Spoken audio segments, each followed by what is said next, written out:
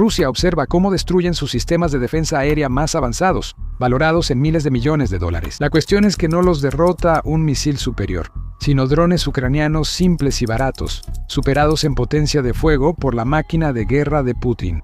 Ucrania está llevando a cabo una campaña estratégica para despejar los cielos en Rusia y en las líneas del frente, utilizando enjambres implacables de drones. En este video, veremos cómo está creciendo la campaña, desde una audaz operación de ataque en el corazón de Rusia hasta una impresionante serie de ataques de 3 días que eliminaron $60 millones en defensas aéreas.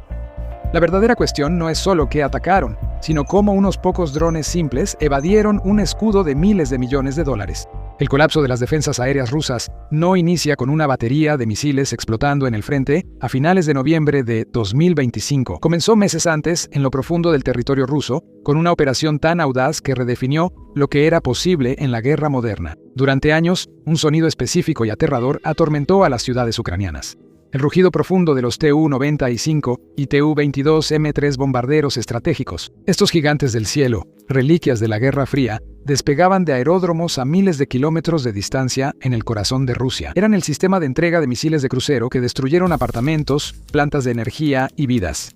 Toda la defensa aérea rusa fue creada para proteger estos activos invaluables, pero a principios de junio de 2025, Ucrania decidió dejar de solo esquivar los golpes y directamente lanzó su propio golpe. La Operación Telaraña se preparó durante más de año y medio y fue supervisada por el presidente Volodymyr Zelensky. Su meta era simple pero enorme: inutilizar los bombarderos rusos de largo alcance, la fuerza que devastó Ucrania. El plan no era atacar las defensas principales, sino pasar desapercibidos y golpear en territorio ruso. Lo que siguió fue una obra maestra táctica a gran escala, posicionando recursos en lo profundo de Rusia, esperando la orden para atacar. El 1 de junio de 2025, 117 drones de vista en primera persona cobraron vida. No atacaron un solo objetivo. En cambio, atacaron 5 bases aéreas principales simultáneamente, distribuidas a lo largo de 5 zonas horarias de Rusia. Desde el Círculo Ártico cerca de Murmansk hasta la región oriental de Amur, se desató el enjambre coordinado. El objetivo más impresionante fue la base aérea de Belaya en Siberia. Está a unos impresionantes 4.300 kilómetros de Ucrania, lo que significa que está más cerca de Japón que de la línea del frente ucraniana. El ejército ruso confiaba en que esta distancia sería su máxima protección. Nadie podía alcanzarlos ahí, o eso pensaban, hasta que la Operación Telaraña les demostró lo contrario. La genialidad de esta operación estaba en su simplicidad. Los drones se desarmaron en partes y se volvieron a ensamblar en secreto una vez que estaban dentro de Rusia. Estaban escondidos en los lugares más comunes que puedas imaginar, guardados dentro de los techos de simples chozas de madera, transportados en la parte trasera de grandes camiones comerciales. Contrataron a conductores rusos sin saber qué transportaban para manejar sitios de lanzamiento ocultos. Cerca de las bases aéreas, los drones con bombas pequeñas pero potentes salieron en enjambre como avispas furiosas. Pilotos en Ucrania los guiaban usando transmisiones de video en vivo e incluso las redes de telefonía móvil normales que usan los civiles rusos para vencer la tecnología rusa de bloqueo de señales. Los drones usaban programas de computadora gratuitos que les permitían volar sin depender de los satélites GPS. Si se cortaba la señal de control, la IA tomaba el mando como piloto automático con un mapa preestablecido, asegurando que los drones volaran directo a sus objetivos. Videos mostraron drones estrellándose contra las alas de los bombarderos Tu-95 cerca del combustible, provocando explosiones masivas y de fuego. Según la inteligencia ucraniana, los ataques alcanzaron más de 40 aeronaves militares, incluidos bombarderos estratégicos, invaluables y raros aviones de alerta temprana, A-50, afirmaron haber dañado el 34% de los portadores estratégicos de misiles de crucero de Rusia en una noche. Un análisis independiente confirmó la destrucción de al menos 12 bombarderos irreemplazables, con daños estimados en $7.000 millones. El remate de la Operación Telaraña fue demostrar que el mayor activo estratégico de Rusia, su enorme tamaño, ya no era un escudo. Unos cuantos drones baratos podían evadir toda la defensa en capas y atacar su corazón directamente. La operación fue un terremoto psicológico, y algunos medios rusos la llamaron el Pearl Harbor de Rusia. Telaraña sentó el precedente. Demostró que el escudo no solo era vulnerable, sino que ya había sido destruido desde adentro. Para los estrategas ucranianos, esto era solo el primer paso. Telaraña estaba por atacar el arma. El siguiente paso era destruir el escudo que lo protegía. 5 meses después de que los drones invadieran bases aéreas en Siberia, Ucrania aplicó lo aprendido con gran precisión. Su objetivo cambió. Ahora debían desmantelar el gran escudo de defensas aéreas que protegía a las principales bases de Rusia.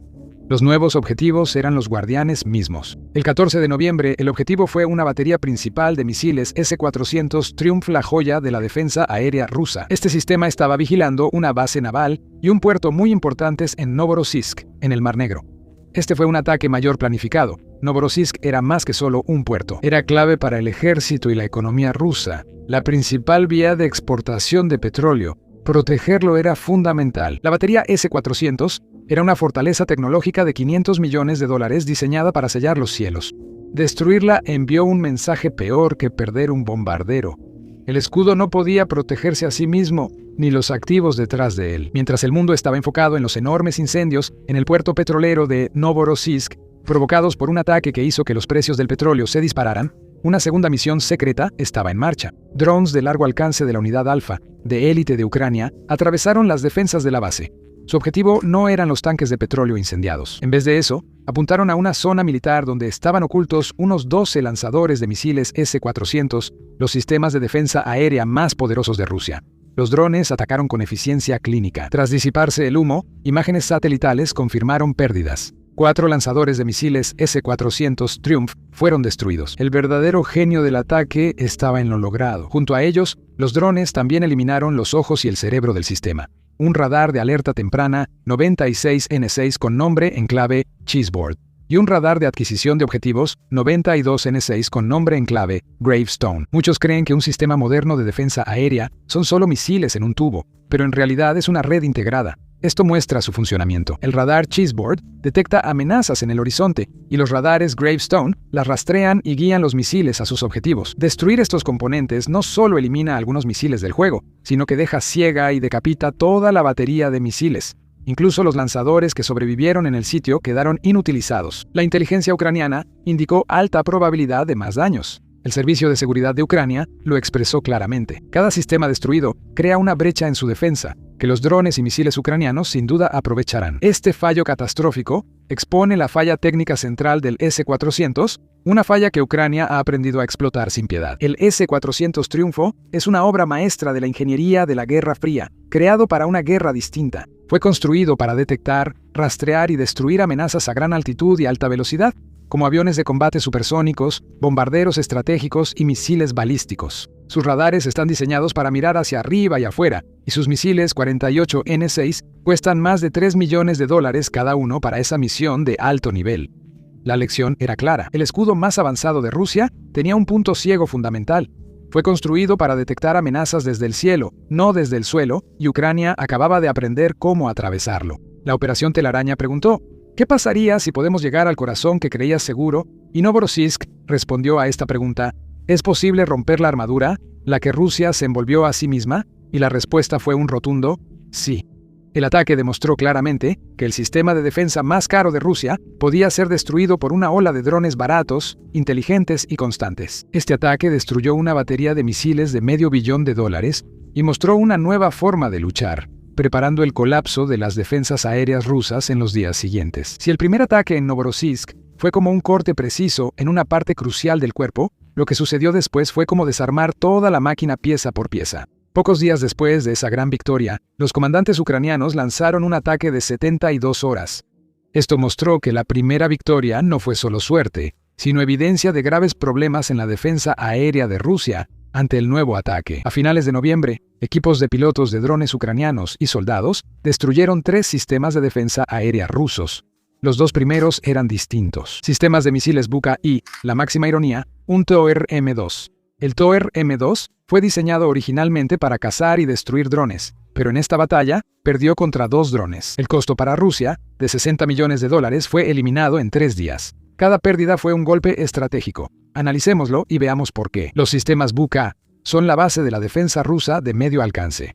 Su eliminación abrió brechas en la protección de puestos de mando y centros de suministro. La destrucción del TOR M2 es el mayor fracaso. Es el sistema de defensa aérea de corto alcance de Rusia, diseñado específicamente para derribar drones bajos. Su desaparición a manos del arma para la que fue diseñado revela la falla mortal en todo el concepto defensivo de Rusia. Un TOR M2 solo puede rastrear y atacar de 2 a 4 objetivos a la vez. Sabiendo esto, las tácticas ucranianas evolucionaron para aprovecharlo con una simple estrategia: saturación. En vez de 1 o 2 drones, lanzan oleadas coordinadas de 10, 20 o más, Cuando un Tor M2 es atacado con un enjambre así, su sistema se sobrecarga de inmediato. En esos momentos cruciales, el sistema de defensa avanzado es superado y lo inevitable ocurre. Un dron de $500 cumple su objetivo, mientras el cazador especializado es superado por la cantidad de drones. Este ataque de 3 días, que costó $60 millones a Rusia, fue más que solo suerte. Fue la prueba final, después del ataque en Novorossiysk, de que incluso el defensor más avanzado y especializado es impotente ante un enjambre imparable. Los ataques contra el Buk, el Tor y el poderoso S-400 no son solo derrotas militares para Rusia, son datos en una devastadora ecuación financiera. Una matemática imposible está debilitando la maquinaria de guerra rusa. Analicemos los números de un enfrentamiento. Un dron kamikaze FPV ucraniano cuesta entre 300 y 5.000 euros para producirse.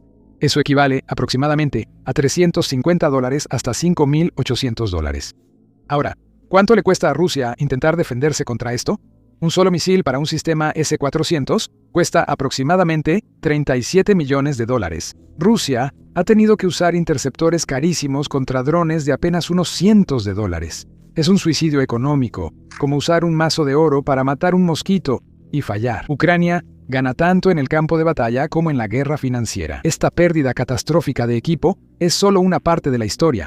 La otra parte, y quizás la más crucial, es el desbalance industrial. Eso garantiza que la guerra financiera sea sostenible para uno y desastrosa para el otro. Para entender por qué esto es sostenible para unos y catastrófico para otros, debes mirar más allá del campo de batalla, hacia las fábricas. El esfuerzo bélico de Ucrania se impulsa por una revolución en la producción militar, conocida por analistas como la uberización de la guerra. Esto significa enfocarse en armamento barato, solicitado y común.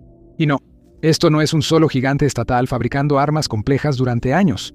Es un ecosistema próspero y descentralizado de más de 300 startups, grupos de voluntarios y pequeños talleres. Operan con una filosofía única: identificar un problema en el campo de batalla, usar piezas disponibles comercialmente y desplegar una solución funcional en días o semanas, no en años.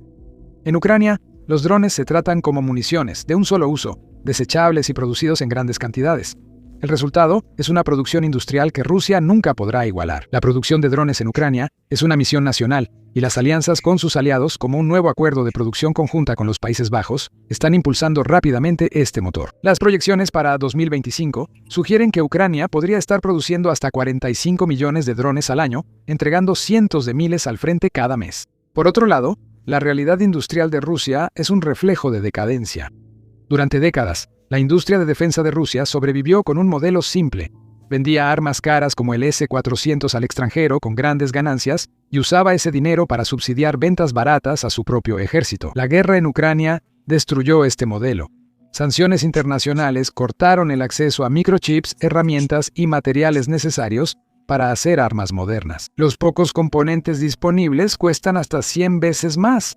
Los trabajadores calificados han sido enviados al frente. La industria opera en modo de control manual, según documentos internos. Esto indica que Rusia enfrenta problemas para cumplir pedidos estatales con precios fijos y desactualizados. Mientras sus costos se disparan, grandes empresas como el fabricante de drones Kronstadt están enterradas en deudas y demandas. Lo más importante es que el negocio rentable de Rusia de vender armas al extranjero se desplomó, siendo antes la principal fuente de dinero para su industria militar. Rusia solía ser uno de los principales vendedores de armas, pero sus ventas extranjeras han caído. Francia ahora ocupa su lugar como el segundo mayor vendedor. Clientes importantes en Asia y África ya compran a otros países. No quieren comprar sistemas militares rusos que parecen débiles o fáciles de destruir en el campo de batalla, especialmente porque las sanciones hacen que sea casi imposible reparar o mantener funcionando esas armas. Perder todo este dinero significa que Rusia ya no puede permitirse ayudar a pagar las armas que necesita para su propio ejército en casa. El aspecto financiero de la guerra muestra dos historias completamente diferentes. En Ucrania, la industria de defensa está en auge. Sus ingresos por la venta de armas crecieron un 41% en 2024.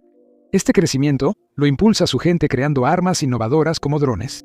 Mientras tanto, la empresa de armas rusa Rostec enfrenta dificultades. Sí, ganan más dinero, pero solo porque su ejército compra todo lo que fabrican. Están aislados del suministro global y no pueden obtener chips ni piezas de alta tecnología. Además, ya no obtienen ingresos por vender grandes sistemas de misiles a otros países. Esto significa que Ucrania no solo está ganando batallas, sino que también está destruyendo la misma máquina de hacer dinero que le permite a Rusia construir sus armas grandes y costosas. El escudo está agrietado y la fábrica que lo hace está cerrando. Ahora, al verdadero problema. Esta racha de 3 días y $60 millones no fue solo una serie de golpes de suerte, fue el punto de exclamación en la oración, escrito en Novorossiysk. Demostró que incluso el defensor más especializado es inútil contra un enjambre implacable e inteligente. Ahora el patrón era innegable, pero este patrón lleva a otra pregunta. Vimos baterías de $1.000 millones destruidas y escudos de 60 millones desmantelados en pocos días. ¿Qué tan bien? La respuesta es simple, una fórmula de 2 partes que Ucrania ha dominado. Primero, el punto ciego. Todo radar terrestre tiene un límite físico y no puede ver más allá de la curvatura de la Tierra. Sistemas grandes como el S-400 detectan aviones a gran altura. Un dron pequeño volando bajo sobre los árboles es invisible para ellos, como un halcón buscando aves sin notar un ratón en el pasto. Esta es la física que vimos en Novorossiysk. Segundo, el enjambre. Sabiendo esto, Ucrania usó una cantidad abrumadora. Si un dron de $500 es difícil de detectar, ¿qué tal 20? Como vimos con el Tor M2 diseñado para destruir drones, solo puede enfrentar unos pocos simultáneamente. Un enjambre de 10 o más los satura. Los drones no son solo armas, son una cortina móvil que oculta ataques más grandes. Saturan el escudo para que los otros misiles ucranianos más poderosos puedan atravesar la brecha. Esta fórmula funciona, pero crea su propio desafío monumental. Requiere miles de drones y pilotos de élite cada mes, lo que lleva a la verdadera pregunta: ¿de dónde salen todos? Mientras Rusia depende de un monolito industrial estatal y lento, el esfuerzo bélico de Ucrania está impulsado por una red de más de 300 startups y talleres que ha crecido enormemente desde solo unos cuantos en 2022. Este ecosistema es coordinado por el clúster tecnológico de defensa Brave One, respaldado por el gobierno, que conecta y acelera la colaboración entre inventores, ingenieros y soldados. Un soldado en el frente puede detectar problemas como la interferencia rusa. Brave One permite que un equipo tecnológico en Kiev o Leópolis desarrolle, prototipe y despliegue una contramedida funcional en semanas. Los drones son munición inteligente, creados para un solo fin devastador y mejorados rápidamente gracias a la retroalimentación del campo de batalla. Sin embargo, incluso el dron más avanzado del mundo es inútil sin la persona adecuada que lo pilotee. La experta ucraniana Maria Berlinska lo dice claramente. La mayor parte del éxito de un dron, casi el 90%, proviene de qué tan bien está entrenado el equipo, no de la tecnología sofisticada del dron. Un piloto hábil de FPV tarda unos 3 meses arduos en formarse. Estos operadores no solo juegan videojuegos, también son ingenieros, estrategas y psicólogos en parte. Arreglan equipos en trincheras llenas de lodo y toman decisiones que pueden ser de vida o muerte. Por eso Ucrania creó una gran red de centros de entrenamiento y escuelas móviles para formar a estos pilotos de élite. Saben que la mente humana es el arma más poderosa. La inteligencia artificial ahora potencia esta ventaja al reentrenar modelos de IA de código abierto con datos clasificados del campo de batalla. Ucrania desarrolló drones que se aproximan solos al objetivo, permitiendo al piloto solo designarlo. Si las interferencias rusas cortan la señal en los últimos segundos, la inteligencia artificial guía al dron para impactar solo. Este sencillo avance ha aumentado las tasas de éxito del 10 o 20% al 70 u 80%. Esto ha hecho de un arma prometedora un cazador preciso y confiable. La falla fatal en el escudo de Rusia, por lo tanto, no es solo un error técnico, es una discrepancia fundamental en la filosofía. Rusia está librando una guerra industrial centralizada del siglo XX. Ucrania está librando una guerra en red y emprendedora del siglo XX-XXI, donde un dron barato, una idea inteligente y un operador altamente capacitado pueden derrotar la majestuosidad tecnológica cada vez. Destruir las defensas aéreas y bombarderos estratégicos de Rusia no era el objetivo final, solo el primer paso: romper el muro exterior. Una vez quebrado ese muro, las campañas de drones de Ucrania evolucionaron de victorias tácticas a una estrategia sólida y castigo estratégico. El objetivo pasó de vencer sistemas militares a debilitar las bases económicas y psicológicas de la máquina de guerra rusa. Una vez que las defensas aéreas de Rusia, antes guardianes del cielo, fueron destruidas, Ucrania inmediatamente encontró una nueva debilidad para golpear el bolsillo de Rusia. Esto marcó un giro total hacia la guerra económica. Ucrania empezó a usar drones de largo alcance para atacar la principal fuente de ingresos de Rusia, sus instalaciones de petróleo y gas. Una campaña de ataques golpeó refinerías, terminales de almacenamiento y centros de distribución en territorio ruso. No eran simples pinchazos. La campaña cambió su enfoque en agosto de 2025, alejándose de las secciones fáciles de reparar y atacando las partes más vitales de la refinería. Las unidades de destilación de crudo, o UDC por sus siglas, fueron atacadas. Luego, los ataques comenzaron a enfocarse en las instalaciones de manera repetida para impedir la recuperación. Por ejemplo, la refinería Syzron en el Oblast de Samara fue atacada varias veces, incluyendo el 15 de agosto y el 24 de agosto. La refinería de Ryazan también sufrió ataques en agosto y septiembre, lo que provocó cierres prolongados. Los ataques causaron daños y buscaban afectar la producción de gasolina y diésel en Rusia. Por ejemplo, la enorme refinería Lukoil de Volgogrado fue atacada en noviembre, dañando la máquina principal que procesa el petróleo y envolviendo partes del complejo en llamas. Como puedes ver en el video, no me importa. No me importa, el original... ¿Qué carajos es? Creo, primero, uno empieza con aceite, yo empiezo con aceite. El ataque detuvo la planta temporalmente y redujo mucho su capacidad de producir combustible. Incluso los principales puertos marítimos no estaban a salvo. Drones navales atacaron una estructura petrolera clave cerca de Novorossiysk, interrumpiendo envíos de petróleo y mostrando la dependencia de países como Kazajistán de ese puerto. La constante presión hizo que expertos estimaran que estos ataques eliminaron cerca del 20% de la producción total de combustible de Rusia, con resultados rápidos y severos. La gente en las regiones rusas empezó a notar escasez de combustible, lo que provocó que los precios de la gasolina en las estaciones se dispararan.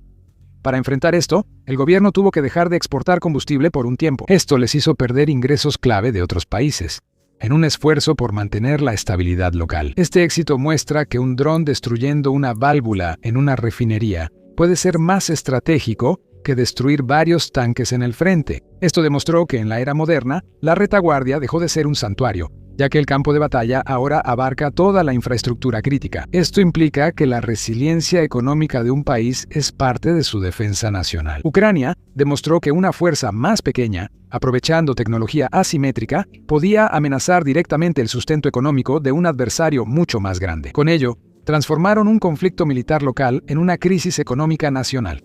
Para Rusia, el conflicto con Ucrania es ahora más que solo defensa nacional. Ucrania es ahora el laboratorio más intenso del mundo para el diseño y uso de drones. Cada día, se estima que se utilizan 10.000 drones a lo largo del frente. Generando un asombroso repositorio de datos de combate, solo Ucrania ha recopilado unas 2 millones de horas de grabaciones del campo de batalla. Este conjunto de datos entrena IA, mejora tácticas y acelera la innovación a un ritmo inalcanzable en tiempos de paz para cualquier nación, grupo insurgente o militar. Observar el conflicto ofrece un manual completo sobre cómo la creatividad y la producción descentralizada pueden desafiar la fuerza industrial bruta. El impacto más devastador ha sido en la imagen, o como dicen los de traje, la óptica. Además del daño físico a bombarderos y baterías S-400 de miles de millones de dólares, hay una victoria mayor, la destrucción de un mito. Armas como los misiles S-400 se usaban durante años para mostrar que el ejército ruso era invencible. Pero cuando drones baratos y simples siguen destruyéndolos, hacen más que solo abrir huecos en las defensas de Rusia. Ha destrozado toda la idea del poder ruso. Esto hace que todos, incluso los soldados, sientan que siempre están expuestos y que nada está realmente seguro. Genera desconfianza en los líderes militares y reduce la confianza de las tropas, enviando un mensaje claro al mundo. La tecnología asombrosa, si no cambia constantemente, puede convertirse rápidamente en chatarra vieja. La historia de Ucrania demostró que el equilibrio de poder en los conflictos modernos ya no se determina únicamente por quién tiene el garrote más grande. Se define por quién innova más rápido, produce con mayor inteligencia y se adapta con más tenacidad. Las reglas de la guerra se han reescrito, hackeado, impreso en 3D y enviado al futuro. La principal lección del conflicto es clara. En la era de los drones, fabricar mucho equipo barato y actualizar tecnología rápido es más importante que tener sistemas grandes y asombrosos. Un gran grupo de personas inteligentes que trabajan juntas y constantemente inventan cosas nuevas, casi siempre serán más rápidos e inteligentes que un gobierno o empresa grande, lento y anticuado. Uno de los problemas de hacer videos como estos, donde mostramos muchos ataques de drones, incluso si ningún humano o soldado ruso resulta herido. En el video, YouTube usualmente desmonetiza o restringe nuestros videos. De hecho, en la última semana, según YouTube, 4 de nuestros videos fueron desmonetizados. Mostrar ataques de drones o incluso imágenes desde el frente no es apto para los anunciantes, y por eso los videos están restringidos. Esta es la realidad de la guerra moderna, la que los ucranianos luchan y tratan de sobrevivir. Así que creemos que es importante cubrir todo esto, y por eso lanzamos nuestra propia plataforma, Basics Insider. La construimos desde cero, así que no tenemos ninguna restricción. No tenemos que difuminar nuestros ataques con drones, no tenemos que difuminar nuestras grabaciones del frente, y no tenemos que difuminar las bases aéreas rusas siendo destruidas. Además de esto, en realidad no ponemos ningún anuncio en el sitio. De esa manera, no tenemos que censurarnos, solo porque a los anunciantes no les guste lo que estamos cubriendo. No financiamos el sitio con anuncios, lo financiamos con su apoyo. Así que si eres alguien interesado en una cobertura como esta, y quieres ver nuestros videos sin censura y obtener contenido extra que simplemente no podemos subir aquí en YouTube, entonces definitivamente únete a nosotros en basicsinsider.com. Puedes hacer clic en el enlace de la descripción o escanear el código QR en tu pantalla. Al unirte, verás todo el contenido subido y los videos futuros. También estarás apoyando nuestra cobertura y canal. Muchas gracias. Soy Sam y nos vemos en el próximo video.